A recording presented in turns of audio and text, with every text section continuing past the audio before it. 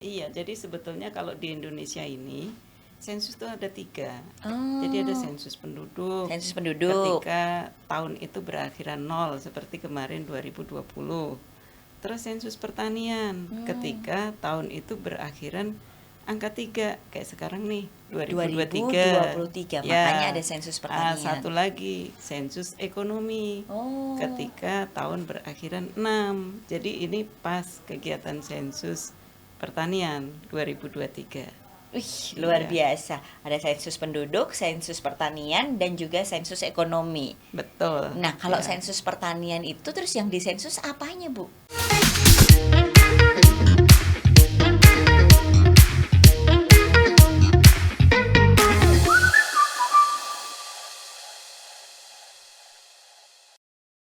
Eits, jangan buru-buru, konfirmasi dulu. Pas saya mau mengkonfirmasi, karena saya dengar ada yang namanya sensus. Pernah dengar dong sensus? Cuma yang ini sensus untuk pertanian. Terus yang disensus apanya? Gimana caranya? Banyak yang akan dikonfirmasi langsung bersama dengan Ibu Herum Fajarwati. Ibu, Ya, sensus di bidang pertanian memang betul. ada, Bu.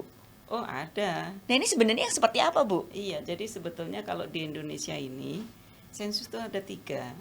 Jadi ada Oh, sensus penduduk sensus penduduk. ketika tahun itu berakhiran 0 seperti kemarin 2020.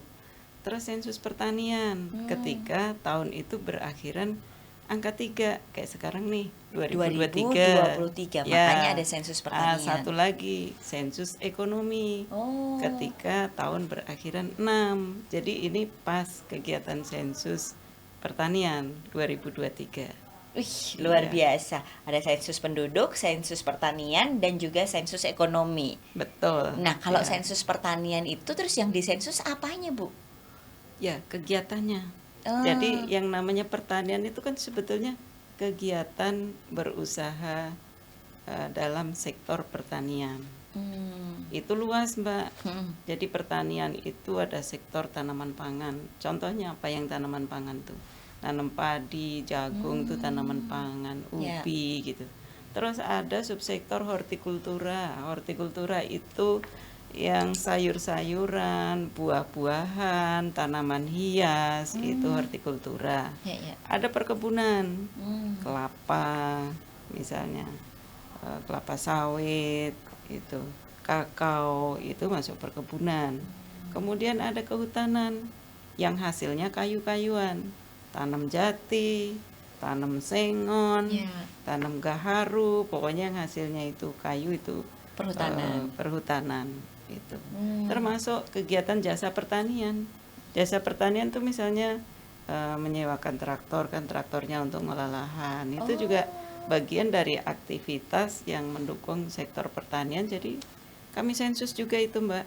oh, jadi Iya. seluruh yang mendukung kegiatan di bidang pertanian itu kemudian disensus begitu ya? Iya, jadi kegiatan pertaniannya sendiri termasuk perikanan ya. Mau Hmm, nangkep di laut itu jadi nelayan, mau melihara lele di pekarangan, hmm. mau bertani apa ikan hias di akuarium, kalau dia itu pembiakan dia masuk pertanian Sensus, ya, ya ya. di sensus. Jadi kegiatan pertaniannya sama jasa yang mendukung pertanian itu kita sensus semua. Dan itu dilakukan berarti seluruh Indonesia, Ibu, nantinya. Betul, iya. Wow, padahal kita mengetahui bahwa tanah air kita ini begitu kayanya yang memang Ya, terdiri dari tanah dan air, jadi semuanya itu nanti disensus elemen-elemen yang Ibu sebutkan begitu ya. pas bener. Jadi Wih, Indonesia itu kan negara agraris. betul. Kemudian perekonomiannya itu masih ditopang sektor pertanian. Banyak hajat hidup masyarakat itu berkecimpung di pertanian, terutama masyarakat pedesaan. Rata-rata mata pencahariannya itu pertanian. Jadi pertanian itu sangat strategis dan menyangkut hajat hidup orang banyak. Lebih lagi kalau kaitannya dengan global, ada isu tentang pangan dunia, ada perang antara Ukraina dengan Rusia, itu juga ada kaitannya dengan ketersediaan pangan, ketahanan pangan. Nah, karena eh, kepentingan yang sangat luas tadi, jadi pertanian memang harus diketahui secara pasti bagaimana perkembangannya yang akurat. Untuk mendapatkan perkembangan informasi secara akurat, data yang harus diambil. Untuk mendapatkan data, kalau dia menyeluruh, inilah yang namanya sensus. Kalau hanya sebagian, sedikit-sedikit, itu namanya sampel. Tapi untuk tahun ini, dan memang itu amanat undang-undang. Undang-undang statistik itu mengamanatkan setiap 10 tahun sekali harus dilakukan sensus. Sensus yang 3 macam tadi. Ya, dan dengan itulah mengetahui ya perkembangannya, posisinya saat ini ada di mana gitu ya, secara data, karena yang jelas itu kan akurat kalau data kemudian sudah dimiliki gitu ya, sehingga bisa dievaluasi 10 tahun kemarin seperti ini dan sekarang kondisinya seperti apa begitu ya. Jadi itu pemetaan kondisi Indonesia secara menyeluruh baik di pertanian maupun perikanan itu tadi akan terlihat setelah sensus ini didata gitu ya Bu ya, data-datanya. Nah kemudian kalau secara spesifik tujuannya ini apa Bu? Setelah dapat datanya kemudian apa yang bisa kita lakukan dari data ini Bu?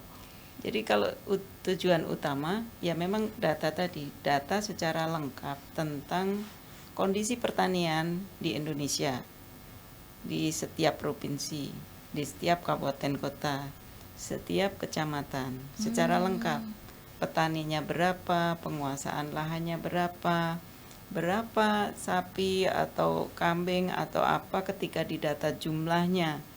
Secara nasional bisa, per provinsi bisa.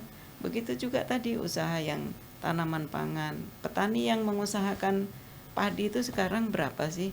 Kalau dibanding 10 tahun yang lalu, turun apa naik?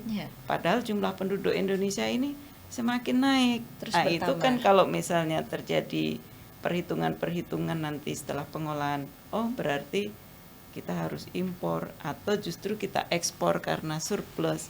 Dari data ini kebijakan-kebijakan bisa diambil dan bisa digunakan untuk penelitian, untuk berbagai kepentingan tentang pertanian di Indonesia. Yang terutama bagaimana kebijakan itu kemudian diambil basicnya dari data-data ini ya. Wah luar biasa. Dan kalau yang di sensus itu berarti elemennya begitu banyak ya Bu ya? Iya.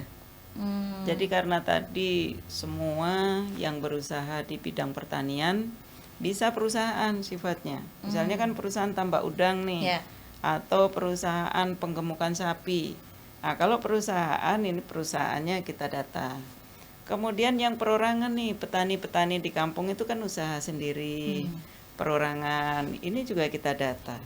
Ada lagi usaha yang nggak perorangan tapi juga tidak berbadan hukum. Nah, contohnya misalnya di pesantren itu kan ada yang miara ikan atau miara sapi, atau di kota Yogyakarta itu ada yang namanya kampung sayur yang diusahakan bersama-sama nih sama ibu-ibu. Ada juga petani milenial. Nah ini kelompoknya, siapa pengurus yang bertanggung jawab, ini yang kita data. Sehingga perkembangan yang dilakukan oleh perorangan, yang dilakukan oleh perusahaan, yang dilakukan oleh sekelompok masyarakat tadi, walaupun tidak berbadan hukum, tetap kita data. Jadi potret pertanian itu benar-benar utuh, nggak terpotong-potong gitu. Iya, berarti akurasinya kan itu menjadi penting sekali ya, karena terpotret dengan utuh, tidak terpotong-potong.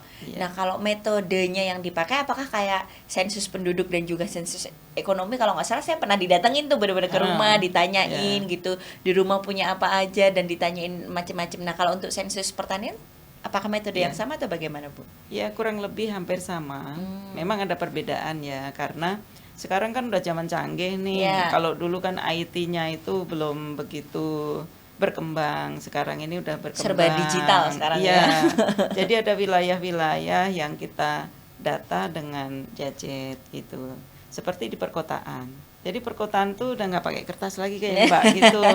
Jadi udah wawancara kita pakai gadget, langsung kirim, ada servernya dan aplikasinya sudah dibangun oleh BPS.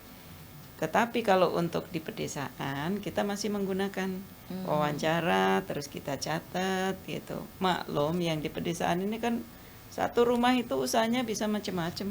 Dia punya tanaman kayu jati, dia punya sapi, dia miara Sawah, ayam, ya. iya. Jadi itu supaya terekam dengan baik itu masih pakai kertas kuesioner. Tapi kalau di perkotaan paling usahanya kan satu, Ya, ya. apa tanaman hias atau apa gitu Ya, ya. Jadi dia simple, dengan gadget dia lebih efektif. Berarti gitu. tergantung kondisi di lapangannya seperti apa ya. Misalnya Iya. tadi di pedesaan kan memang biasanya lahannya masih luas sehingga Iya. bermacam-macam usaha yang dilakukan. Ya Iya. punya lele, ya punya ayam, ya punya Betul, sapi. campur-campur di Semuanya ada di pekarangan. situ gitu ya. Dan itu berarti ada petugas yang akan mendatangi Iya. yang akan disensus ini ya Ibu ya. Iya, jadi kalau BPS itu kalau mau sensus itu Mbak, udah di mapping dulu nih. Wilayahnya, kemudian setelah dibagi berapa dusun, berapa RT, RW. Nah, kemudian dari wilayah tadi itu kita sudah berhitung kalau dilakukan sebulan atau 2 bulan kita butuh petugas sekian. Karena kita udah uji coba duluan. Kita coba di beberapa tempat sehari petugas nih mampu berapa sih? Jadi kalau populasinya total yang mau kita data sekian, berarti butuh petugas sekian. Berapa ya? Nah, petugas supaya seragam dan datanya itu benar-benar sesuai dengan kuesioner, Ya. petugas ini kita pilih. Jadi kita seleksi dulu petugas yang memenuhi syarat itu. Setelah kita dapat jumlah petugasnya sesuai jumlah yang direncanakan, petugas ini kita latih dulu Mbak. Ada pelatihannya Ada juga. pelatihannya. Jadi cara mengisi yang ada di Papua dengan yang di DIY dengan yang di NTT itu sama, ya. Sehingga secara serempak dilakukan dengan sama, waktu yang sama, konsep yang sama, tata cara yang sama, sehingga data itu bisa dibandingkan. DIY lebih tinggi untuk usaha apanya dibanding di provinsi lain. Ya. Dengan waktu yang sama, konsep yang sama.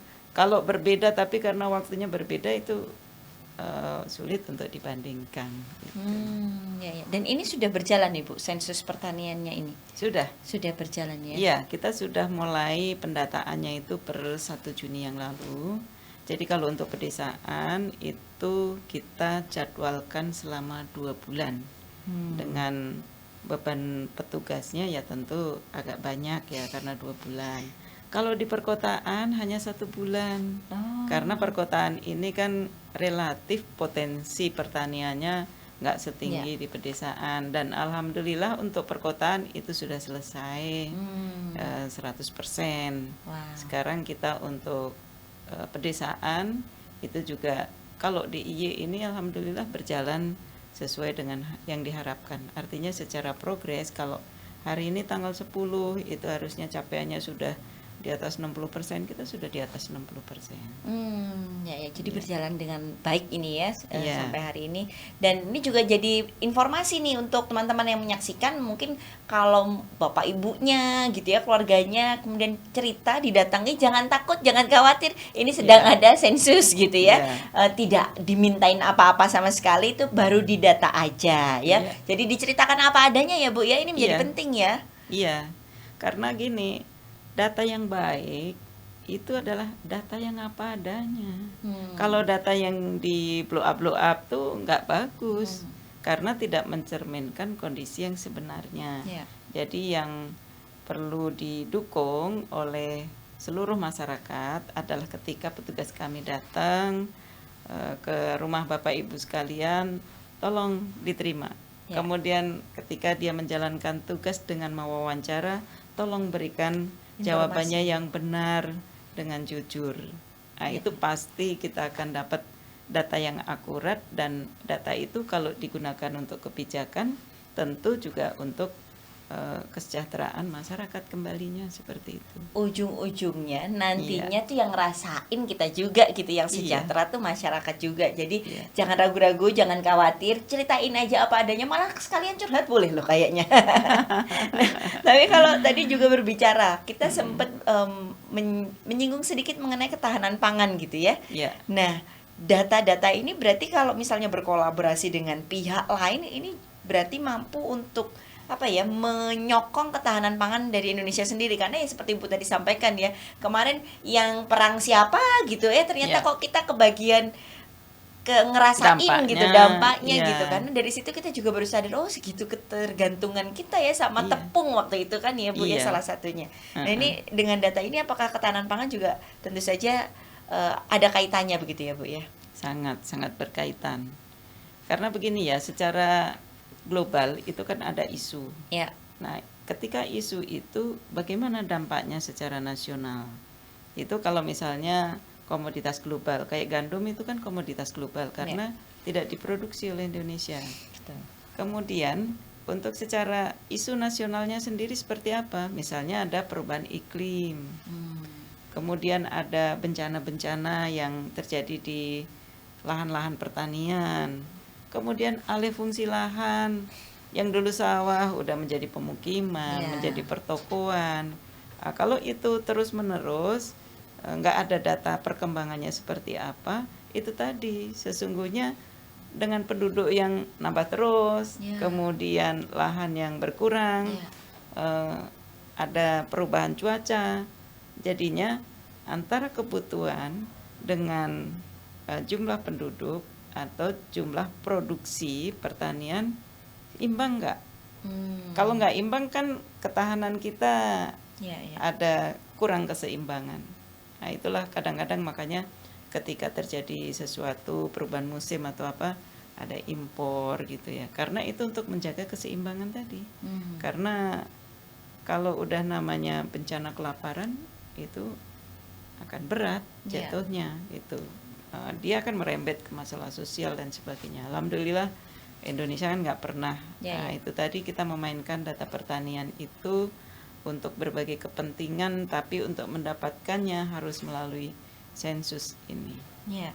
Nah tadi berbicara mengenai perubahan iklim gitu ya. Salah satunya ini kan juga banyak dibicarakan nih kalau di Instagram, kemudian di berita gitu mengenai fenomena katanya suruh siap-siap karena ada El Nino lah. Nah itu juga pengaruh nggak Bu terhadap musim tanam dan juga terhadap petani sendiri begitu Bu? Pengaruh. Jadi selama ini kan data itu selalu direkam ya, walaupun tidak secara sensus. BPS dengan Kementerian Pertanian itu merekam. Jadi ketika terjadi perubahan-perubahan itu juga terlihat dampaknya, misalnya terjadi penurunan produksi karena curah hujan menjadi luar biasa tinggi sehingga banyak yang kebanjiran, gagal panen dan sebagainya. Sebaliknya kalau terjadi kemarau panjang juga akan berpengaruh juga. Jadi itu kira-kira yang kenapa pertanian itu harus selalu dipotret ya. Untuk ketahanan pangan nih, karena makan nih nggak bisa ditunda. Betul. Harus setiap hari makan dan sebagainya. Yes, jadi sepenting itu sebenarnya ya data-data ini untuk diperoleh. Nah kemudian kalau melihat sensus yang sudah berjalan begitu, apakah ada tantangannya Bu yang ditemukan di lapangan begitu, baik yang di perkotaan maupun yang di pedesaan yang pakai gadget maupun yang langsung begitu Bu? Ya tentu saja ada. Tantangan itu kan namanya masyarakat sekarang itu kritis-kritis ya. Kadang-kadang juga nanya, ini buat apa lagi sih gitu kan? Atau curiga gitu, nanti ada apanya di balik ini gitu kan. Itu tantangan. Tetapi petugas yang sudah kami latih tadi, udah bisa dia menjelaskan, oh ini tujuannya ini, apa yang diharapkan dari responden begini, nanti kegunaannya untuk ini gitu ya.